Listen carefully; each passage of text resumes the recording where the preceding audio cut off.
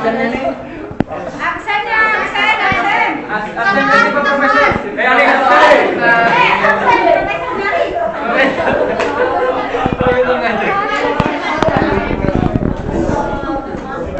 Ada sebelum kita memasuki materi kita, Bapak Guru absen dulu. Akbar, Ya, Pak. Alfianto Perdana Putra. Hadir, Pak. Asri Mulyadi. Arwan. Devi Anggiani. Ika Puspitasari. Profesor ya. Kita mulai saja dengan pelajaran kita. Sebelum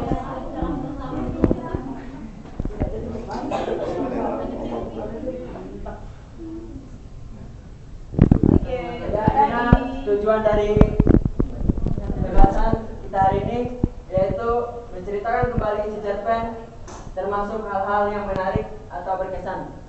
Yang kedua, mencatat dan menerangkan ungkapan yang terdapat dalam cerpen. Ya, sebelum Pak Guru menjelaskan lebih jauh menerangkan tentang cerpen, apakah ada yang tahu tentang apa itu cerpen? Cerita pendek. Ayo Pak, ya satu-satu, ayo. Cerita pendek atau karangan pendek, Pak? Ya, apa ada yang lain? Cerita pendek yang dibatasi dengan 1000 kata kalau nggak salah seperti itu. Iya. Dari pernyataan kalian, nggak ada yang salah. Inilah pengertian cerpen yang sebenarnya. Cerpen adalah suatu karangan pendek yang membentuk prosa. Di sini cerpen juga dapat diartikan sebagai sebuah cerita yang singkat, jelas, dan padat. Dalam cerpen dapat dipisahkan sepenggal kehidupan tokoh yang penuh pertikaian, peristiwa yang mengharukan dan menyenangkan, dan mengandung kesan yang tidak dapat dilupakan. Ya, selanjutnya unsur-unsur cerpen. Unsur-unsur cerpen ini terbagi menjadi dua, yaitu unsur intrinsik dan unsur ekstrinsik. Di mana kita tahu unsur intrinsik ini yaitu unsur yang secara langsung ditemukan dalam cerpen atau unsur yang mendukung dari dalam cerpen. Unsur-unsur intrinsik ini meliputi satu tema. Tema yakni ide pokok dalam sebuah cerita atau gagasan utama dalam sebuah cerita. Yang kedua, alur. Alur yaitu rangkaian peristiwa yang membentuk suatu cerita atau jalannya suatu cerita. Yang ketiga, latar. Latar yaitu terbagi menjadi beberapa bagian, itu latar tempat, waktu, situasi dalam cerita. Yang keempat, tokoh dan penokohan, yakni watak dan karakteristik dalam tokoh dalam cerita, yakni sifat tokoh dalam cerita, yaitu ada yang antagonis, protagonis, dan lain sebagainya.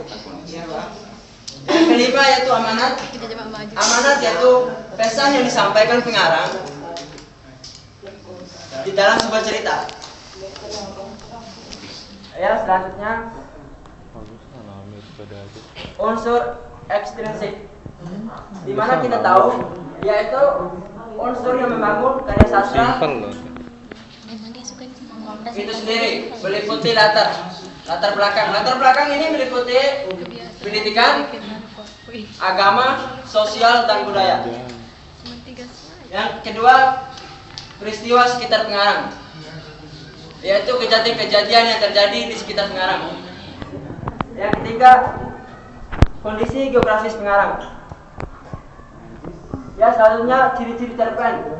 Ciri-ciri cerpen ini terdiri dari beberapa bagian, yaitu nomor A, panjang cerita lebih kurang dari 10.000 kata. Yang kedua, hanya mengandung satu gagasan tunggal atau berkesan tunggal.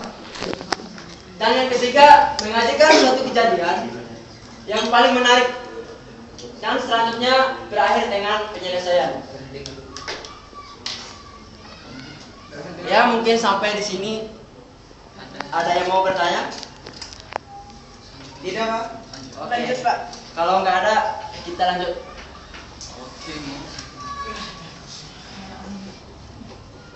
Ya, ini contoh cerpen. Ya, mungkin dari siswa saya ada yang mau bantu Bapak di depan untuk membacakan cerpen untuk temannya. Oke. Tapi silakan. Belum disuruh aja belum aja.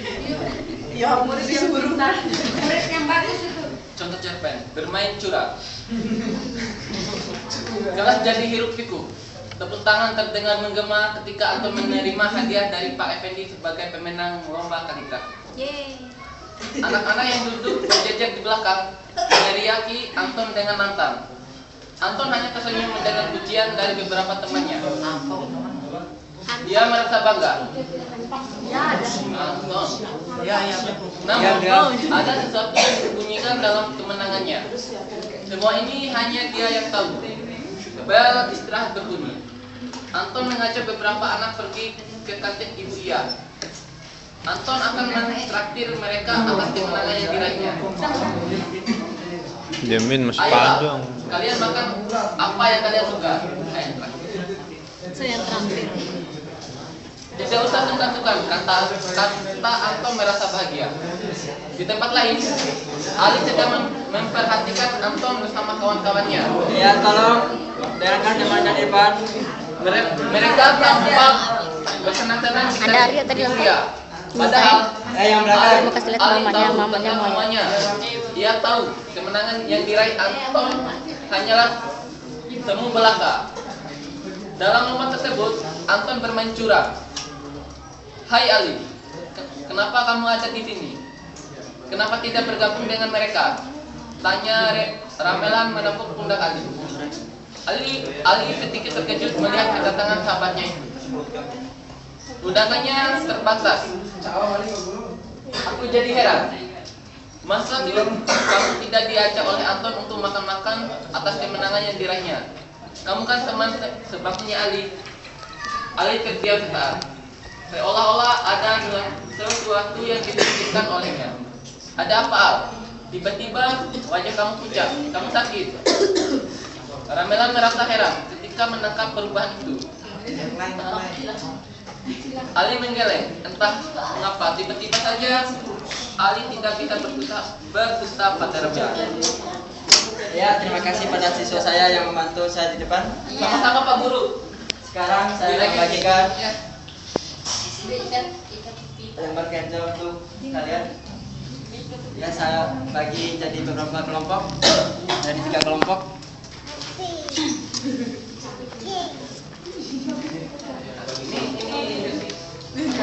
Banyak nih. Ada. Tolong perhatikan soalnya di depan. Yang pertama, ceritakan kembali cerpen sesuai dengan alurasinya. Yang kedua, terangkanlah maksud ungkapan di dalam cerpen tersebut dengan bahasa yang logis. Ya, Pak Guru memberikan waktu 3 menit untuk mengerjakan soal tersebut. Silakan.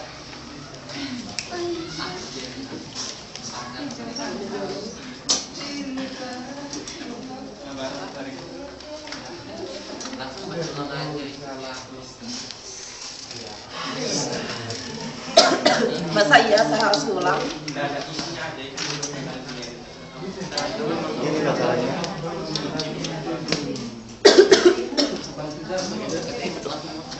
Gue masuk hari ini. Gue masuk dan tidur jantung. Ya, mudah-mudahan harus tenang.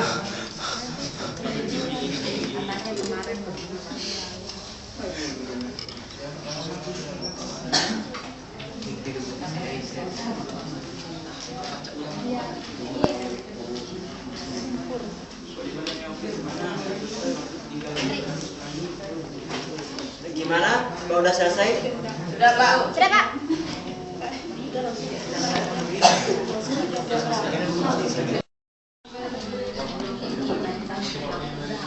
Ya, tolong dari siswa saya Arwan, tolong kumpulin apa yang saya serahkan tadi. Arwan ini pada udah. Bikin apa, Arwan?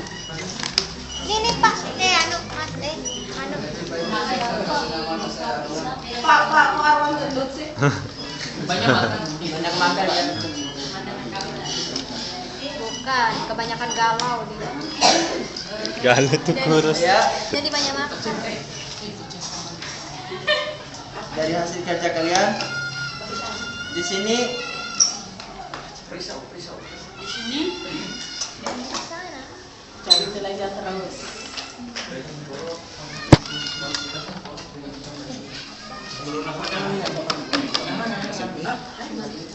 Ya anak-anak, setelah Pak Guru evaluasi hasil kerja kalian di sini, tolong salah satu dari kalian membantu Bapak menceritakan kembali isi cerpen secara singkat di depan.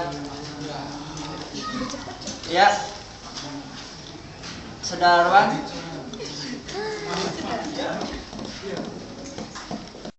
Yang telah saya baca dan teman-teman baca semuanya, sedikit yang saya pahami terkait isinya itu bermain curang. Nah, di sini dijelaskan bahwa di dalam novel ini ada salah satu anak yang bermain curang di dalam untuk mendapatkan sebuah penghargaan, yaitu dalam lomba kaligrafi. Seperti itu. Jadi isi novel ini kita tidak boleh bermain curang. Kalau ingin mendapatkan sesuatu harus mendapatkan dengan jalan yang baik, harus dengan usaha sendiri. Ya, Seperti itu ya. Ya. Nah, jadi seperti itu ya, teman-teman. Seperti itu, Pak Guru ya. Makasih. Ya. Ya, setelah Bapak periksa pekerjaan kalian ini, Bapak cukup puas dengan hasilnya, yaitu nilai tertinggi 90 dan nilai rendah 75. Keren.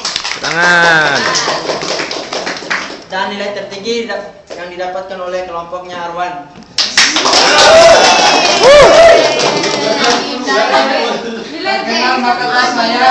Nilai terendah didapatkan oleh kelompoknya Akbar.